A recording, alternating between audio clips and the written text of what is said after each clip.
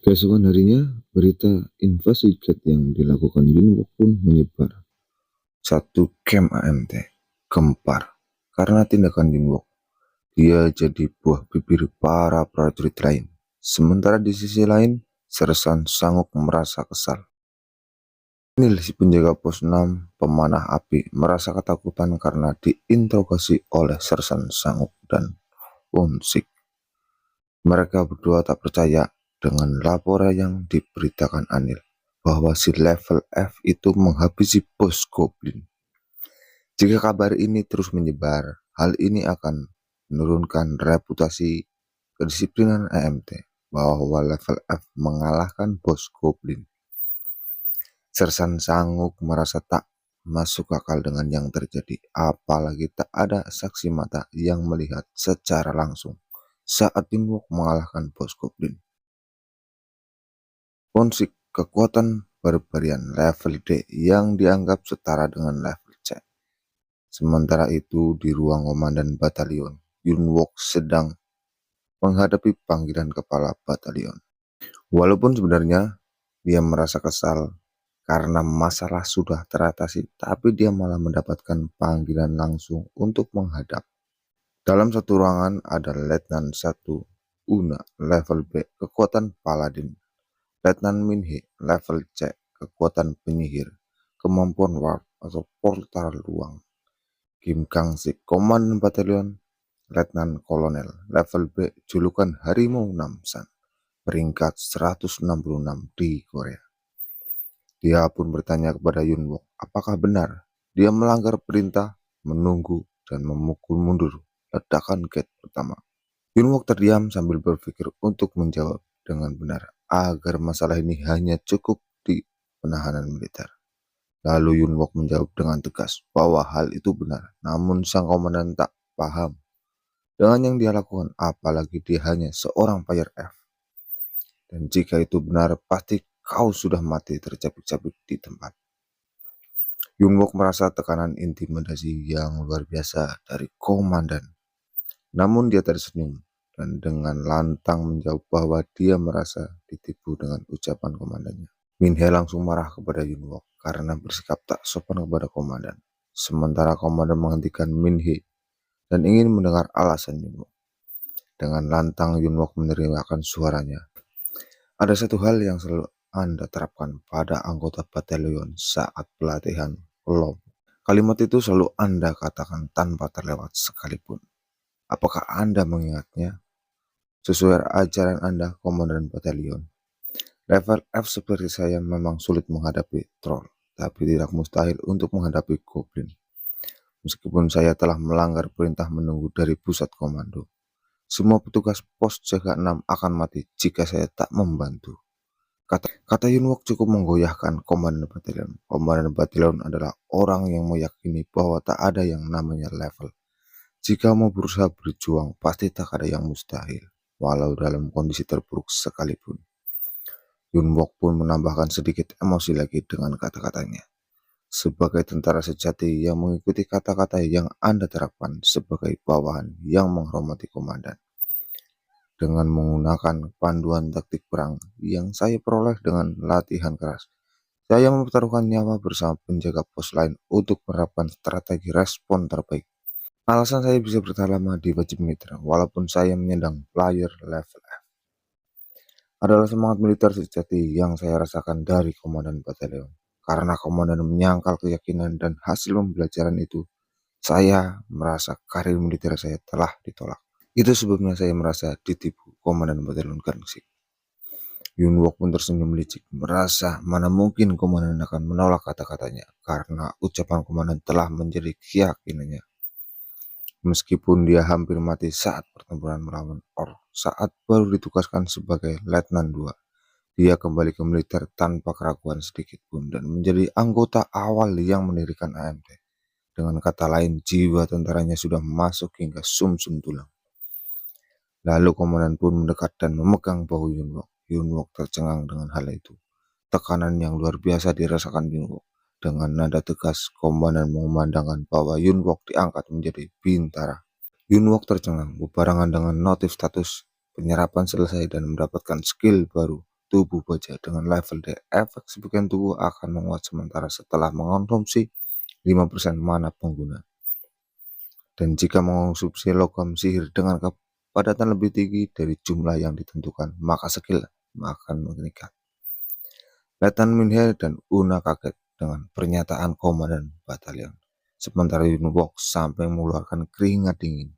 Minhe menolak keputusan itu karena belum pernah ada bintara yang levelnya F. Shin berpindah di ruangan latihan angkat beban batalion 1 brigade ketiga.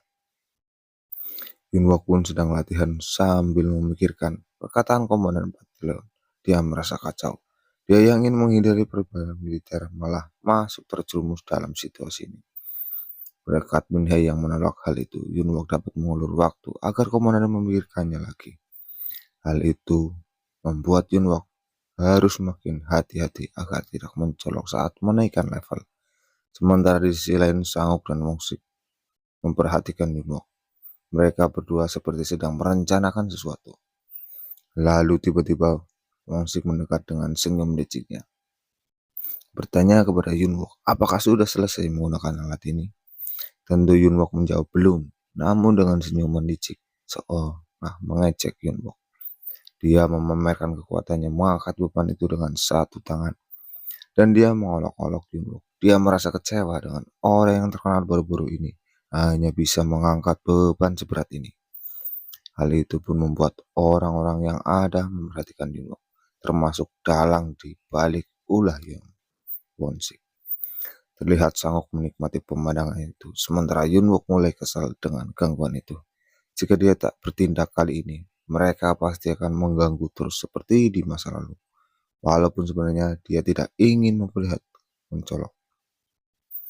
Yunwok mengutarakan isi hatinya kepada Wongsik bahwa perasaannya sedang tidak enak.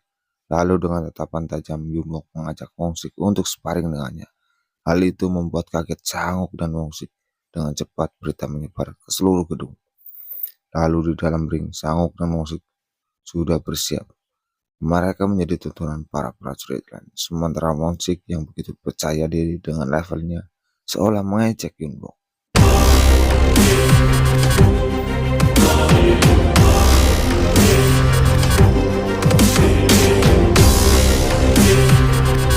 Sementara di sisi lain ruangan ada dua orang yang sedang membicarakan jagoan masa depan.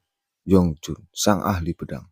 Dia menjelaskan bahwa Yong sedang cuti, walaupun dia jagoan masa depan saat ini, tapi ada sosok lain yang dijuluki sang jagoan masa depan dengan kekuatan barbarian. Kepada Letnan 2, Letnan 2 Chen Yongho adalah pelatih taktik perang harimau hitam, pasukan khusus prajurit elit di AMT. Segala tentang pasukan ini adalah rahasia negara, kecuali namanya. Prajurit itu turun merayu Letnan, sayang sekali jika pulang dengan tangan kosong. Bagaimana jika melihat dulu? Setelah masuk, Letnan pun mulai tertarik dengan sparring mereka, yaitu Yunwok dan Wongsik. Wongsik melancarkan serangannya dengan membabi buta. Cocok dengan julukannya, Yunwok dengan santai menghindarinya. Saat terpojok, Yunwok mulai panik melihat tinju Wongsik, namun dengan gesit Yunwok menghindar, menggelinding ke belakang Wongsik. Dengan ekspresi tak gentarnya, Yunwok menginstruksikan dengan jarinya untuk Wongsik maju. Hal itu membuat Wongsik makin marah. Sementara sang prajurit menyanjung Wongsik, apalagi pukulannya yang begitu berat. Namun Letnan menegaskan untuk apa pukulannya berat jika tidak mengenali lawan. Sang prajurit pun mengeles. Mungkin karena belum terlalu berpengalaman, sementara Sanguk mulai terlihat kesal. Dia pun menyuruh Wongsik untuk bertarung lebih serius. Jangan mengalah pada Yunwok, begitupun para prajurit lain yang sudah bertarung kepadanya. Sementara Wongsik merasa kesal. Dikira dia mengalah, padahal dia merasa aneh pada tubuhnya. Pergerakannya terasa berat. Dengan kekuatan Yunwok, dia membatasi pergerakan Wongsik, sehingga dia merasa bertarung di dalam lumpur. Wongsik merasa bingung, setiap serangannya selalu terasa berat. Setiap pukulannya serasa tak sampai kepada Yunwok. Dengan senyum liciknya Yunwok, dia merasa senang. Lalu tiba-tiba Wongsik meminta waktu karena kakinya terasa berat. Tapi hal itu dimanfaatkan oleh Yunwok untuk memprovokasinya. Tentu saja Wongsik merasa kesal dengan hal itu. Dengan marah, Wongsik mengeluarkan semua kekuatan penguatan tubuhnya. Hal itu menjadi pemandangan yang mengagumkan bagi yang melihatnya. Namun Letnan 2 menyadari akan pertarungan itu sangat melihat Yunwok yang tak goyah. Pertarungan layaknya banteng liar dan macan tutul sang predator. Pemandangan itu membuat Letnan sangat tertarik. Tanpa ragu, Won-sik langsung melancarkan serangan kuat dengan cepat kepada Yunwok. Hal itu membuat Sersan Shao merasa senang. Dialah jagoan masa depan. Namun hal yang tak terduga, setelah Won-sik melancarkan pukulannya, dia merasakan tangannya kesakitan. Sementara Yunwok tersenyum seringai. Dia pun mengajak Won-sik untuk menyerangnya lagi. Dengan ekspresi marah, Won-sik makin membabi buta menyerang Yunwok.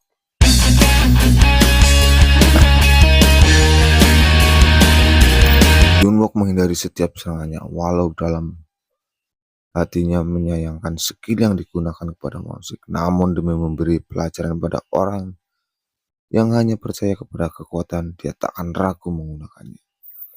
Setiap serangan Yunwok mau mengenai Won-sik dengan telak. Hal itu membuat para penonton keheranan. Sementara Letnan 2 malah merasa senang melihat sang predator telah menunjukkan taringnya.